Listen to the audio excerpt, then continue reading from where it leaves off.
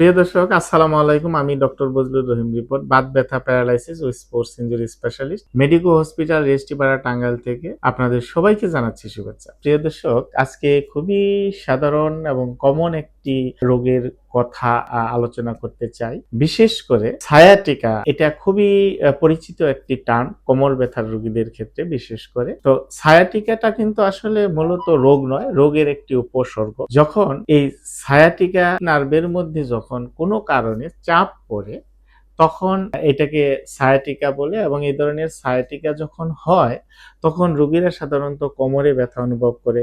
অনেক সময় কোমর থেকে নিতম্ব হয়ে উরুর পিছন দিক থেকে একদম পায়ের পিছন দিক থেকে পায়ের পাতা পর্যন্ত তার ব্যথা, ঝিঝি, অবশ ভারী ভারী এরকম নানাবিধ উপসর্গ দেখা দিতে পারে। তো এই ধরনের কোমর ব্যথা, পায়ে ঝিঝি, অবশ ভারী ভারী, এ ধরনের সমস্যায় কিন্তু অসংখ্য মানুষ দিনের পর দিন ভুগছেন, এবং এর জন্য ব্যথানাশক ওষুধ খাচ্ছেন, দীর্ঘদিন যাবৎ বিভিন্ন ধরনের চিকিৎসা নিচ্ছেন, কিন্তু কোমর ব্যথা, পায়ের ঝিঝি, অবশ ভারী ভারী এগুলি কিন্তু অনেকের ক্ষেত্রেই সাধারণত কমে না। এরকম বহু রোগী বলেন যে, স্যার, দীর্ঘদিন যাবৎ আমরা কোমর ব্যথায় ভুগছি, পায়ে ব্যথা, পায়ে ঝিঝি, অবশ ভারী ভারী, হাঁটতে গেলে ব্যথা বেড়ে যায়, কেউ বলে বসলে ব্যথা বেড়ে যায়, কেউ বলে শুয়ে থাকলে ব্যথা বেড়ে যায়। এরকম নানান ধরনের সমস্যা এক একজনের ক্ষেত্রে এক এক ধরনের উপসর্গের কথা বলে থাকে। তো এই ধরনের সায়াটিকা সাধারণত হয় কি কারণে সেটা একটু জানা দরকার। বিভিন্ন কারণে, এটা মাল্টিফ্যাক্টরিয়াল কারণ থাকতে পারে। যেমন যদি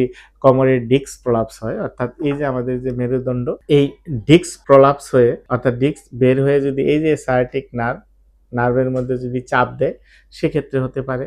আবার এই সায়াটিক নার্ভ যে ফোরামেন দিয়ে বের হয়, সেই ফোরামেনটি এই যে ফোরামেন মানে ছিদ্র, এই ফোরামেনটি যদি চিকন হয়ে যায়, সে কারণে হতে পারে। অনেক সময় দেখা যায় যে একটি ভার্টিব্রা আরেকটি ভার্টিব্রা থেকে স্লিপ করে, তখনও কিন্তু সায়াটিক নার্ভে চাপ পড়তে পারে। আবার অনেক সময় দেখা যায় যে বয়সের কারণে ডিজেনারেশন হয়, হাড়ের ডিজেনারেশন হয়ে সেক্ষেত্রেও আপনার এই ধরনের সায়াটিকা হতে পারে। আবার এই যে নিতম্বের পেছনে, মানে এই অঞ্চলে একটি মাংসপেশি থাকে যেটাকে বলা হয় পাইরিফর্মিস মাসল। এই পাইরিফর্মিস মাসলের নিচ দিয়ে কিন্তু সায়াটিক নার্ভটা পায়ের দিকে চলে এসেছে। সুতরাং এই পাইরিফর্মিস মাসল যদি কোনো কারণে ডিসফাংশন হয়, সেক্ষেত্রেও কিন্তু আপনার এই ধরনের সায়াটিকা বা কোমর ব্যথা, পায়ে ব্যথা, ঝিঝি, অবশ ভারী ভারী হতে পারে।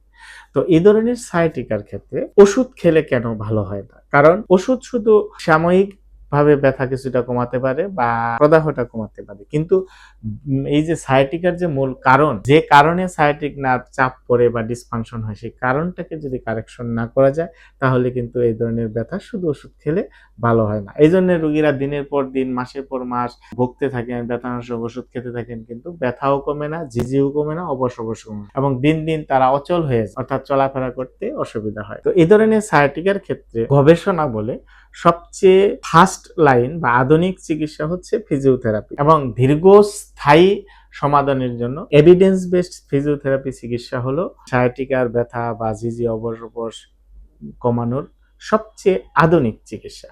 এখন আপনি যদি একজন বিশেষজ্ঞ ফিজিওথেরাপি চিকিৎসকের পরামর্শ নিয়ে আপনি এই ধরনের সায়াটিকার চিকিৎসা বা কোমর ব্যথা, পায়ে ঝিঝি, অবশ ভারী ভারী জন্য একজন বিশেষজ্ঞ ফিজিওথেরাপি চিকিৎসকের পরামর্শ নেন, তাহলে কিন্তু আপনি দ্রুত সুস্থ হওয়ার সম্ভাবনা অনেকাংশেই বেশি থাকে।